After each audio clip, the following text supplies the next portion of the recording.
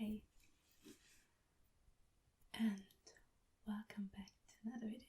So, in the last video I told you something about my trip to Edinburgh, and when I was there I went through some second-hand stores, shops, I don't know, and I found a book, and you may have noticed that I'm really into books. I thought I could grab a book and take it with me, so I can read to you. And I got the Oliver Twist book. Of course it's in English, but a classmate of mine found a book which was in German, weird, and it was called, I think, Das Schloss. Yeah. So this one is Oliver Twist from Charles Dickens, and as you can see, there are those golden, I don't even know what it's called in German. I don't know. Just on the side it's golden. On this side. On this side. And this side. And now there is a paper cover of it. So when you take it off, there's just a book covered with some kind of fabric, and yeah, so I will prefer this. Also there's a ship on it, you can see. So at the beginning I have to say that I'm not good at reading, loud reading, and it's even worse in English, so I hope you enjoy it though. And yeah, so also there's some pictures or drawings in it. Let me have a look.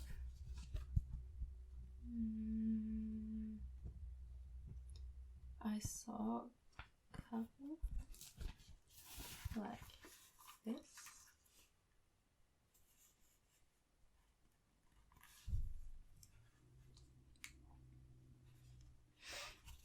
Okay, and I have a cold for about a couple of days, and if my son yeah, my voice sounds weird, just ignore it. I'm a little sick, ill. Yeah. So that's actually the first day I'm able to make a video or film a video, because I couldn't breathe because my nose was so, you know what I mean.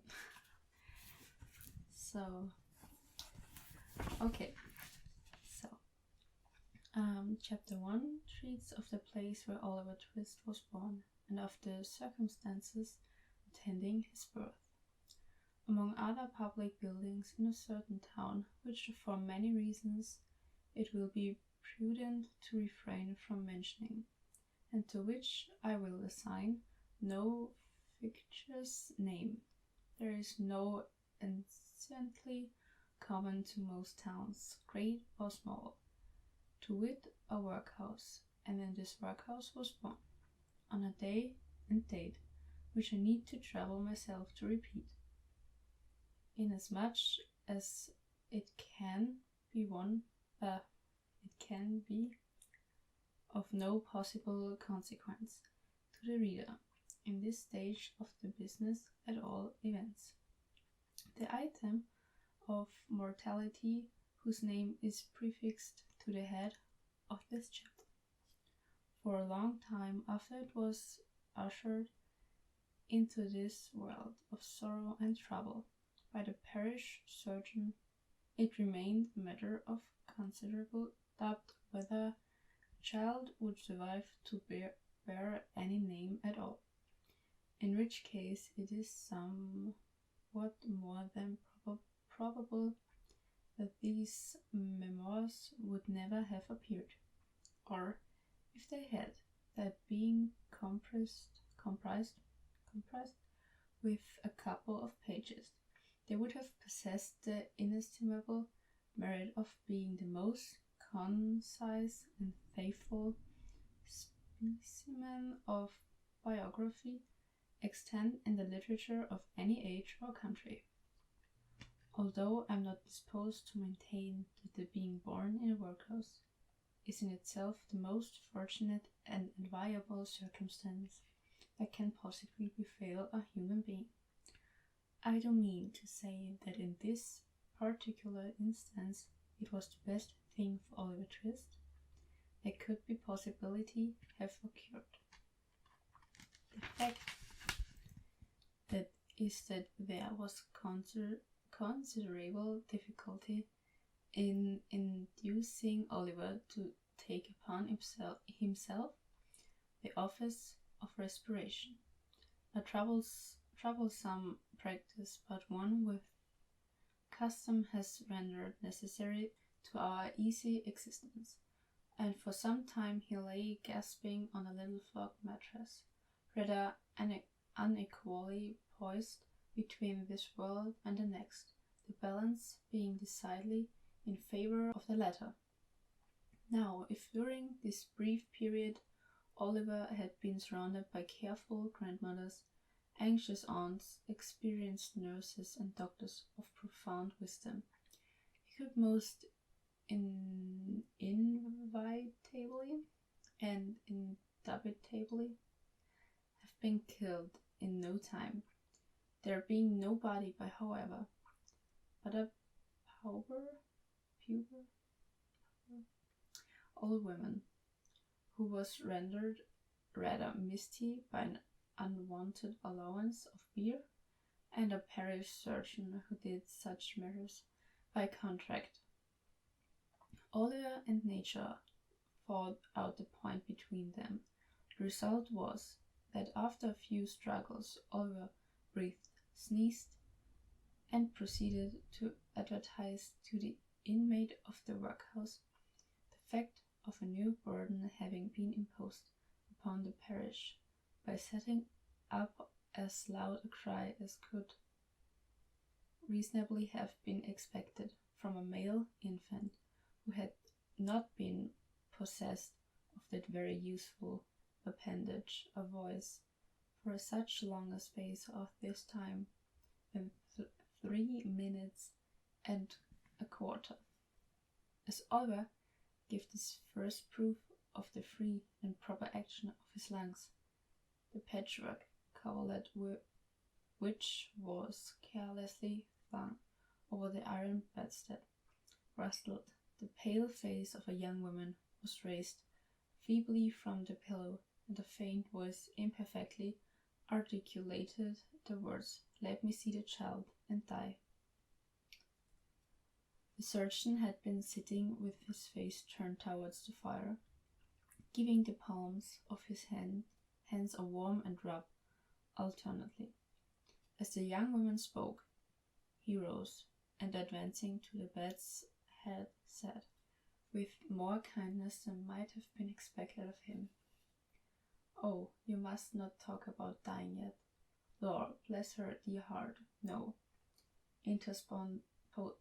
interposed the nurse, hastily depositing in her pocket a green glass bottle, the contents of which she had been tasting in a corner with evident satisfaction, Lord, bless her dear heart, when she has lived as long as I have, sir, and had 13 children of her own, and all on, and that expect too, and them in the workers with me.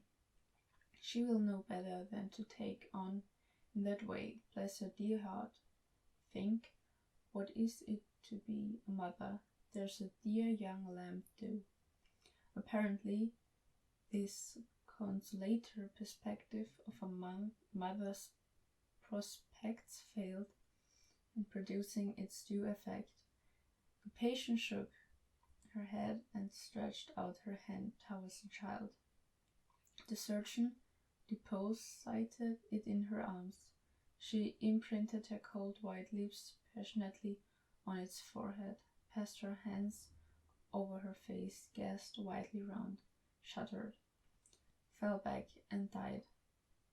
They chafed her breast, hands, and temples, but the blood had stopped had stopped forever. They talked a hope and comfort. They had been strangers too long.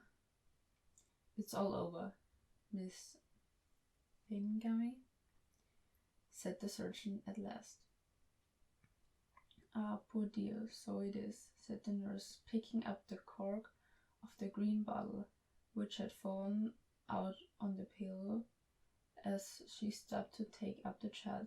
Poor dear, you needn't mind sending up to me if the child cries, nurse, said the surgeon, putting on his gloves with great deliberation. It's very likely it will be troublesome. Give it as a little gruel, if it is. He put on his hat and, pausing by the bedside on his way to the door, added, She was a good-looking girl, too. Where did she come from? She was brought here last night, replied the old woman, by the overseer's order. She was found lying in the street. She had walked some distance, for her shoes were worn to pieces, but where she came from or where she was going to nobody knows. The surgeon leaned over the body and raised the left hand. The old story, he said, shaking his head. No wedding ring, I see. Ah, good night. The medical gentleman walked away to dinner, and the nurse, having once more applied herself to the green bottle, sat down on a low chair before the fire and proceeded to dress the infant. What an excellent example of the power of dress young Oliver Twist was, wrapped in the blanket which had hitherto formed his only covering. He might have been the child of a nobleman or a beggar. It would have been hard for the haughtiest stranger to have assigned him his proper station in society, but now that he was involved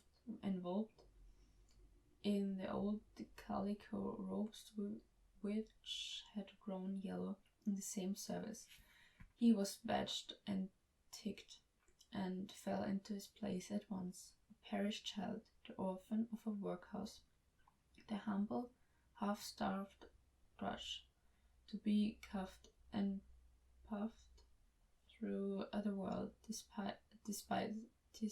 despised by all and pitied by none. Ola cried lustily. If he could have known that he was an orphan, left to the tender mercies of church wardens and overseers, perhaps he would have cried the louder. So this was the first chapter of Oliver Twist. As you can see, that there is Oliver Twist, Charles Dickens, on the back. I don't know what it's called, on the side of the book. So yeah, if you want to have more reading videos or especially this book, or older books, or newer books, or German books. I mean, I can only read English, German, and some dialect stuff. So no Spanish or French or Russian, or I don't know what English books you wanna hear. But I can only read English, German, and dialects. So if you want anything which includes book, I'm gonna go for it. And just tell me what you wanna hear and what you wanna see next.